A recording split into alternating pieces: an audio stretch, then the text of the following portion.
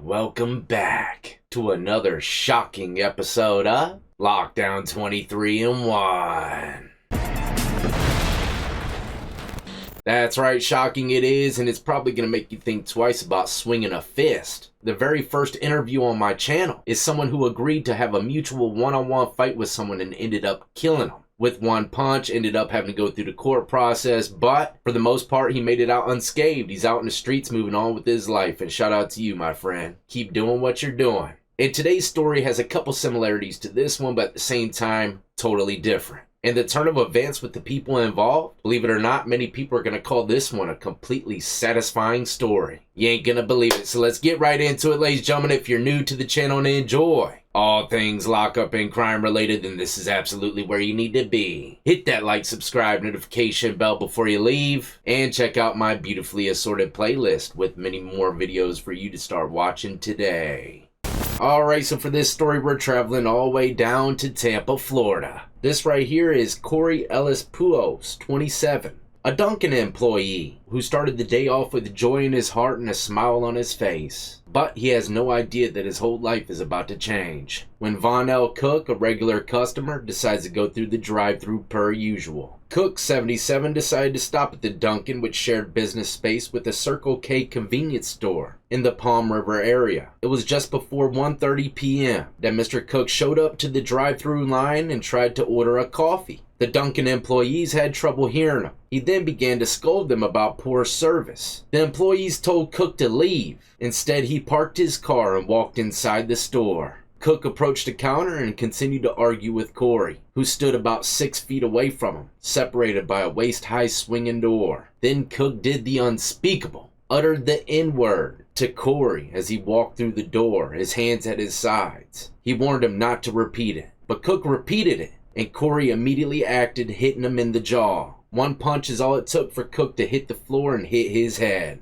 But eventually the officers were called to the scene, and this is some body cam footage of Corey breaking down the situation. And he doesn't know for sure if he's even going to be charged for a crime or not. Now the body cam footage is coming from a channel called Unspoken Crime Murders, and that's what they specialize in. I'll leave it linked in the description of the video if you want to check it out. They do find some juicy situations. So first and foremost, let me just say my name is Corey Ellis Puos. I am the guy you were looking for in regards to this situation. The long and short of it is that here obviously at Dunkin', he's a regular. He normally comes through here and orders a large hot coffee, but today maybe he's having a rough day or something, and he decided to be extremely profound at the mouth. And I asked him respectfully on the microphone, could you please not use that kind of language, obviously with me and my employees, and as well as that, and he said no, and then he came around to the window, he kept going at the window, and then I guess he was going to come inside, so I came inside. I came on this side to let him know. He asked for the manager. Our current store manager is off already.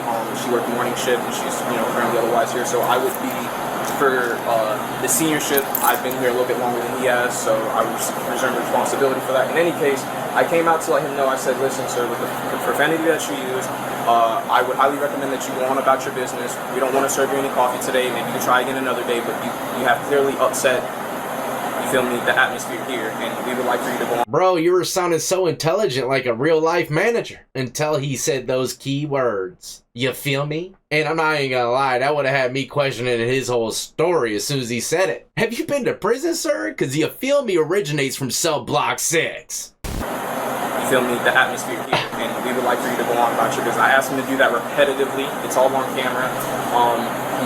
As I mentioned, he came inside, and when he came inside, he addressed me and he was looking. I said, hey, listen, the manager's not here right now. I'll give you the, the manager's store number and all that good stuff. And he didn't want it. And I said, sir, well, can you please go on about your business again and have a good day? And he said, no, you're a man. And I'm sorry. I had a little bit of an issue with it. And I said, say it again, and he did.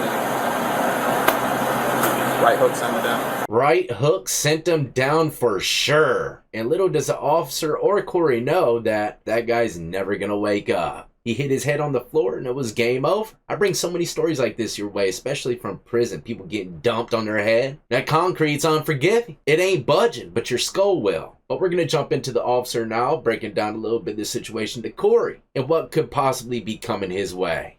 So it goes without being said that you can't hit somebody because they say something you don't like. I very Doesn't matter. well. I'm just telling you, brother. No, I agree. Believe me. I'm terrified right now, but I agree with what you're saying. You shouldn't. I have had a fit of racism since I've only been here about 2 months, and I've dealt with so much of it. And I'm not saying that is a reason to do it. I'm not. I got people that say a bunch of hateful and horrible stuff to me every single day. For the past like 16 years, I let it go in one ear and out the other. It ain't gonna hurt you. This will get you in trouble. But I'm gonna be completely honest, man. Old Corey, you seem like a good guy. It doesn't matter though, he is gonna be charged for a crime. And I'm gonna let you know at the end exactly what happened to him in the courts. But let's watch a little bit more of this body cam footage of the officer kind of breaking more of the situation down to old Corey. I feel for you 100% right now. What that man's up here is not acceptable in any way, shape, or form. And I understand your anger and your level of frustration, but I would be pissed too. And this is one of those things that there's one thing that's steering us right now, and it's the level of risk. He's in critical condition right now. It's not looking good. He has his brain swelling right now. He's unconscious and everything. So I'm going to pray for you and for him that he recovers. If he recovers and he's okay, just keep it out there. You know what I'm saying? It's the level of injury. Had he not been this injured, there's a lot of things he could have done. Because like I said, nobody here is okay with what that guy said. And none of us would know at all, you know? And he deserves to put in his place for that. But because of how seriously he's injured, we have no choice. You know what I'm saying? So I want you to understand that. Everybody here agrees that what he done he was wrong. What he said he was wrong. That's what he's supposed to do. Because of how injured he is. Like I said, he's not injured. So I don't know if you caught some of that, but the officer said, you know, we're doing this because the injuries have pretty much increased. Dude's in critical condition, his brain's swelling, he's unconscious. The officer said, I'm praying for you and for him to recover because, you know, if he recovers, then, you know, we could work with something, you know, with the charges and, you know, lighten him up or whatever. But if he dies, then it's a whole different ballgame. You're going to be facing decades, maybe even life in prison, regardless. Like the officer said, it doesn't matter if it was a racial slur or not. We understand, you know, the situation. But this is what they got to do. This is the process. And then from there, you'll probably lose a couple years of your life stressing what's going to happen to you in the courts. But like I said, I'm going to let you know exactly what happened to this individual, not to mention a twist and turn about intel on the victim. It says here, Corey Puos, 27, was charged with manslaughter. But 10 months later after the fatal punch, the case against him ended with a guilty plea to a reduced charge of felony battery. In an agreement with the prosecutors, Puos received a sentence of 2 years of house arrest to be followed by 3 years of probation. He was also ordered to complete 200 hours of community service and attend an anger management course. Man, homeboy got blessed. In many other states, he'd probably be going to prison. Any kind of racial slur, doesn't matter what it is, it doesn't give you the right to kill somebody. At least in the court's eyes, right? So, but this is the catch, and probably why he got so blessed in the courtroom. It says here that Cook is a registered sex offender. He made headlines in 2006 after police raided his home and found surveillance cameras mounted around a bed, homemade videos and DVDs, and boxes of photographs of nude men and boys were found according to news reports. He was accused of using comic books, candy, and video games to bait teenage boys into his home. He used the boys to create horrible videos, including one in which he recorded himself performing on the boy. Cook served prison time and was released in 2011. Crazy to think he survives all that time in prison, comes out, gets a coffee in the free world, has an issue with a Dunkin employee, thinks he can handle him since he just did some prison time. But old Corey put the paws on him. Homeboy ain't never waking up. And if I were to guess, he's in a darker place than any prison he's ever been.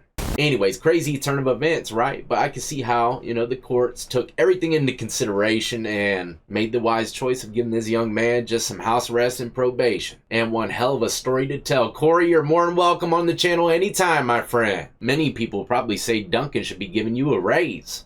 But let this story be a prime example. Look, it doesn't matter what the situation is. You punch someone, you kill them, you're going to have to go through the court process. You might beat it, you might get blessed, or you might get decades in prison, man. Who knows? The question here is, do you want to risk it? Not me, man. You can call me any name under the sun. Nothing you can say to me is going to make me risk my freedom.